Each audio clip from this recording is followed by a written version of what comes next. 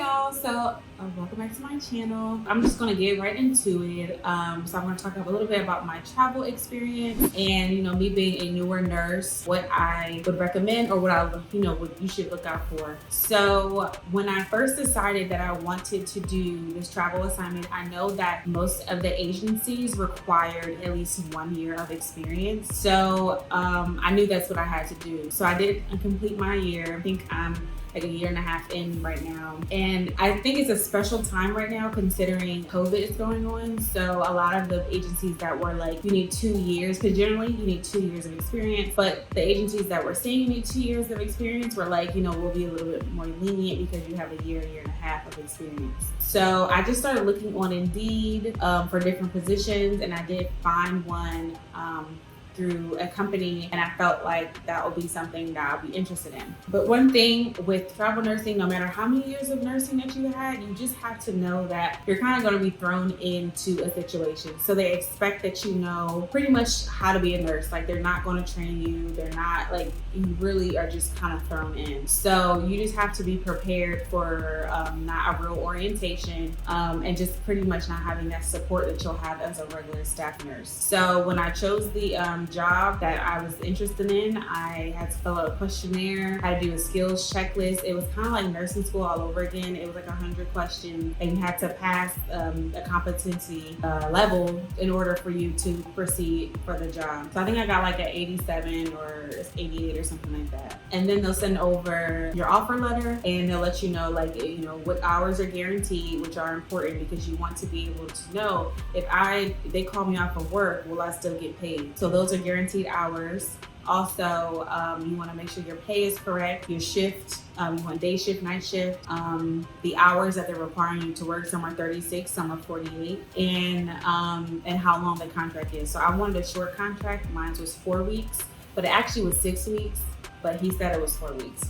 So that's how that part went. As far as I was actually really, really nervous because I'm like, am I going to make it? You just doubt yourself. Like, do I know what I'm talking about? Do I know what I'm doing? Am I going to be in a situation where I don't know what's going on? Is anyone going to help me? So I was like really nervous in the beginning. Like the first day that I went, I was just like, I don't even know if I should be doing this. I was second guessing myself. But I really did meet some amazing travel nurses and amazing nurses as well, and they kind of like helped me and taught me what I should do, and just you just continue to learn. As a nurse, you never stop learning. Even if you've been a nurse for 20 years, you're still going to be learning.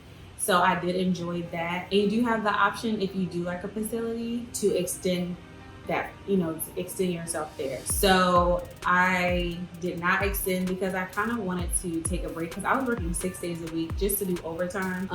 And I was tired. Like, I was just like, once this contract is up, like, I am done. Like, I just want to relax and enjoy myself. Like, I've been working so hard right now. Yeah, it was like a pretty cool experience. I'm really excited now. I'm working on a second contract now. Just kind of taking my time, and whatever I find, is what I find. I'm not like trying to force it or anything.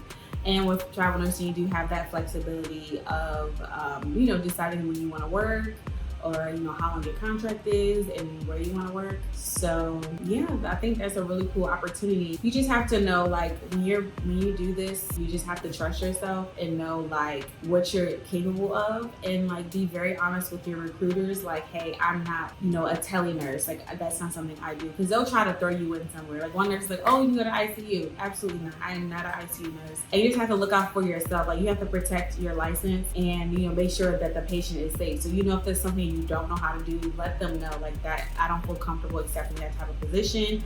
Or even at work, sometimes like, oh, you're a crisis nurse, you can do this. No, I don't know how to do that. So you just have to really stand up for yourself and have a voice. You just can't be thrown around. And I think that you'll be okay. You just have to know that, they're not going to baby you at all. I think my orientation was a couple hours. When I first came, the first day they had given me an assignment. And I was like, I don't even know where the med room is. I've never been here. So I barely got 1 day of orientation.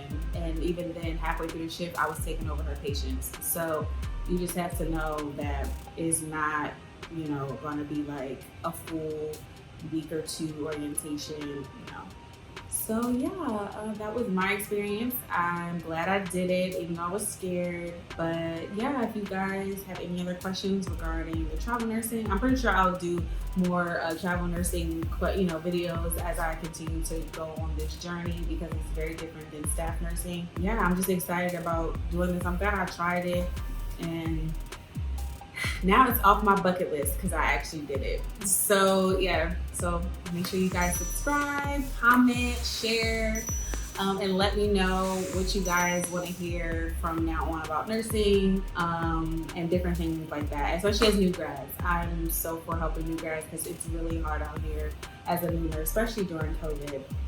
So yeah, thank you for watching.